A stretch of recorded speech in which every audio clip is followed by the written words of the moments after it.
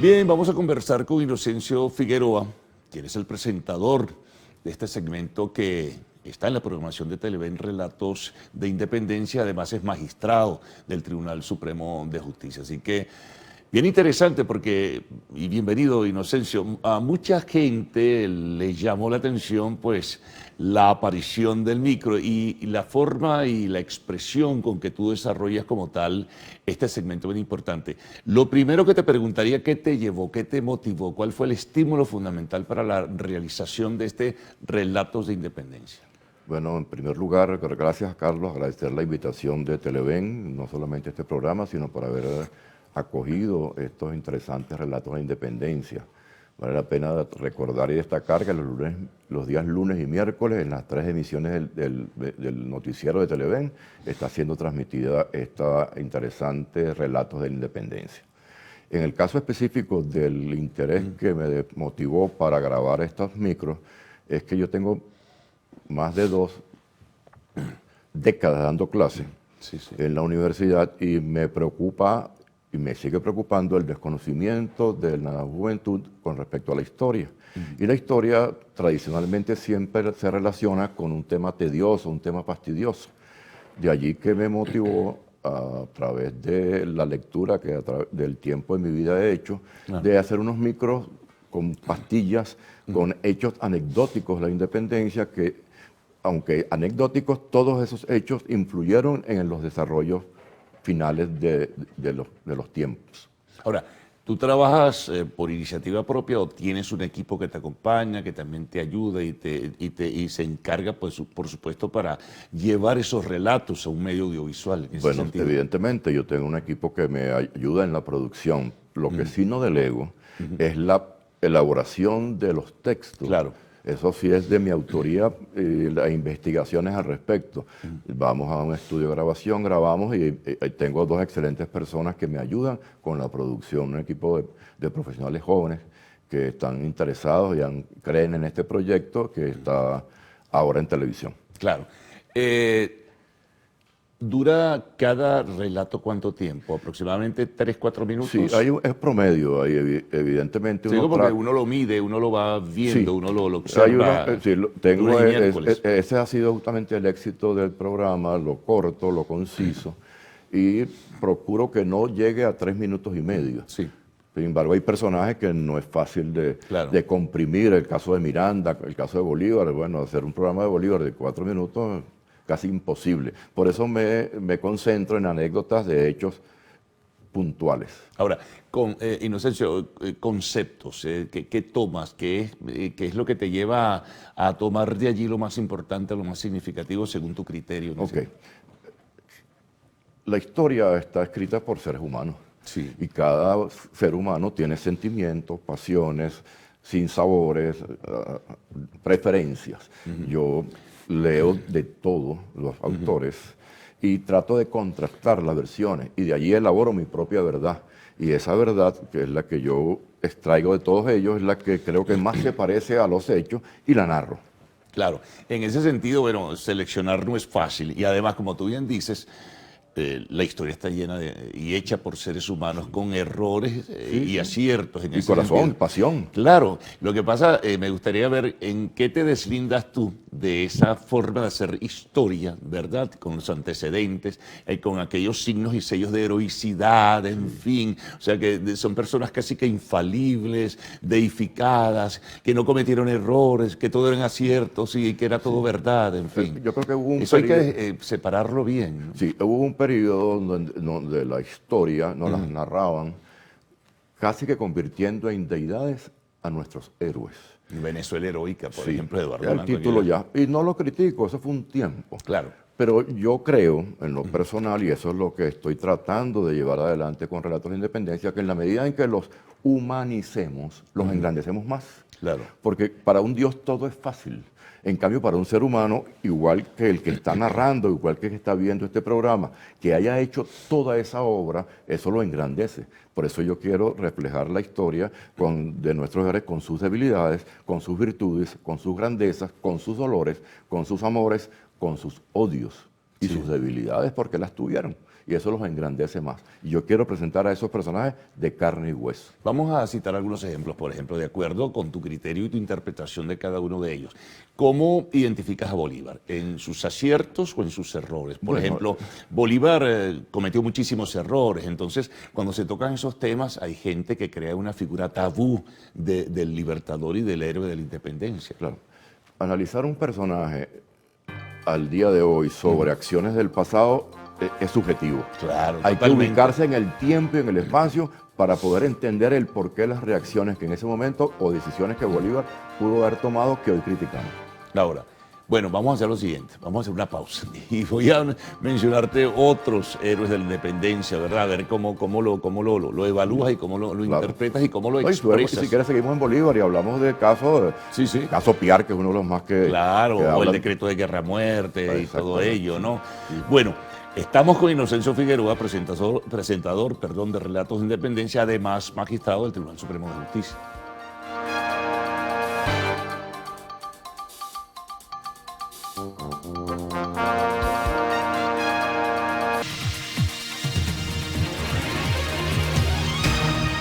Bueno, continuamos con Inocencio Figueroa, presentador de Relatos de Independencia. Bueno, hablamos un poquito de Bolívar, ¿no? Aciertos, errores, en fin, como ser humano también, pues, tuvo deslices y en ese sentido, bueno, hay quienes todavía piensan que debe presentársele como un tipo que era impermeable, ¿no?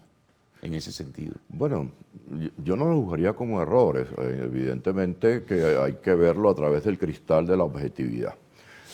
De Bolívar se le critica desde la supuesta entrega de Miranda, el decreto de guerra-muerte, el fusilamiento de Piar, pero cada uno de esos valdría la pena estudiarlo en el momento histórico en que Bolívar tuvo que tomar esas decisiones. Sí, bueno. Entonces, que era perfectible, que era perfecto, no fue perfecto, pero valdría la pena también reflexionar sobre qué hubiese pasado si Bolívar no toma esas duras decisiones en el momento.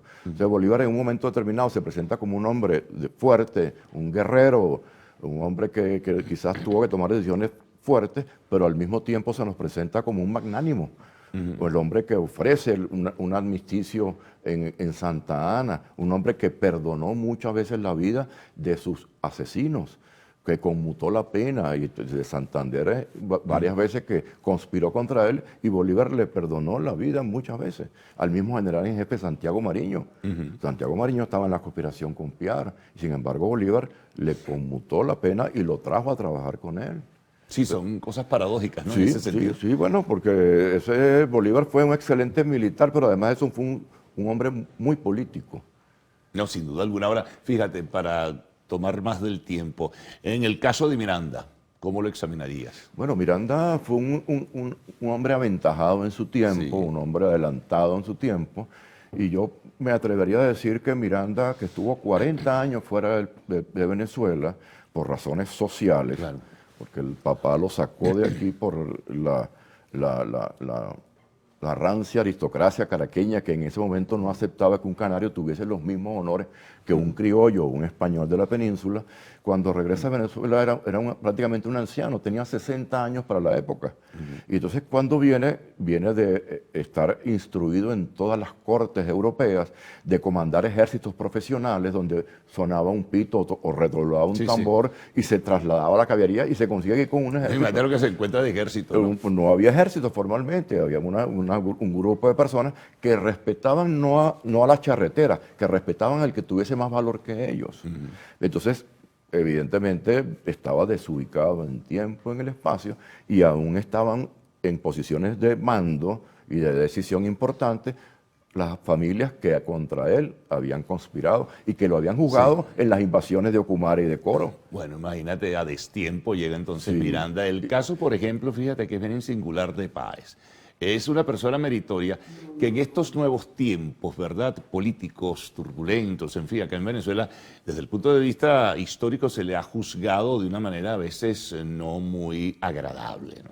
Y yo creo que Páez tiene un papel determinante en lo que es el desarrollo de lo posindependencia en Venezuela y antes en el Claro, mismo. pues, Páez también tuvo varias etapas. En este caso yo siempre hablo de la independencia. Y voy a hablar de Páez en la independencia. Páez fue un guerrero, un valiente guerrero que sin sus llaneros no hubiésemos tenido el éxito que tuvimos en todas las gestas de independencia. Un hombre que se destacó por su valor y además que era un militar que estaba al frente de sus tropas, dando el ejemplo, y por eso sus llaneros los respetaban y lo llamaban el Taita, era su papá prácticamente.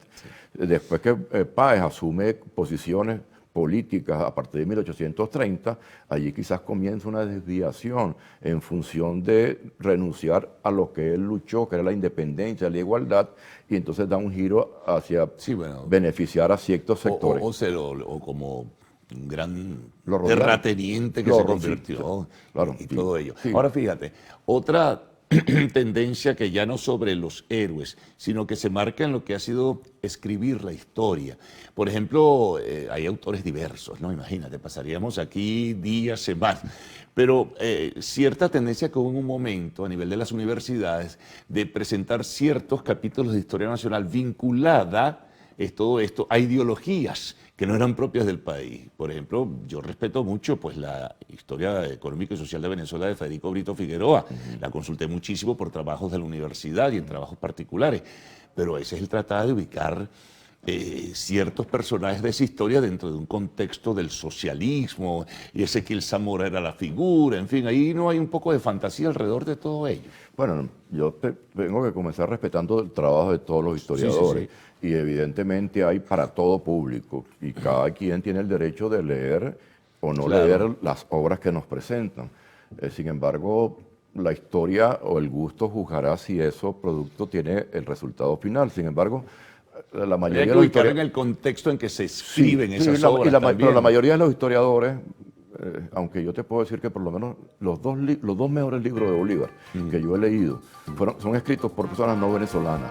Uno es John Lynch, que es irlandés, y otro es María Arana, que es estadounidense y peruana, pero terminan las últimas 2 páginas de los libros, echan a perder todo el trabajo que hacen, porque introducen el elemento político en sus obras, y eso atenta contra el gusto que cualquiera puede tener por la historia. Igual que la atrofiada versión que ofrece Carlos Marx sobre la figura de Bolívar con lo que escribió. Eso tiene varias explicaciones que he oído y podemos comentarlas si quieres con el mayor gusto. Bueno, habrá otra ocasión porque ya concluimos, Inocencio. Bueno, muchas gracias por la invitación, Carlos. Éxitos en Relatos de Independencia. Gracias. Lunes y miércoles, las 3 emisiones del noticiero de Televen. Muy bien.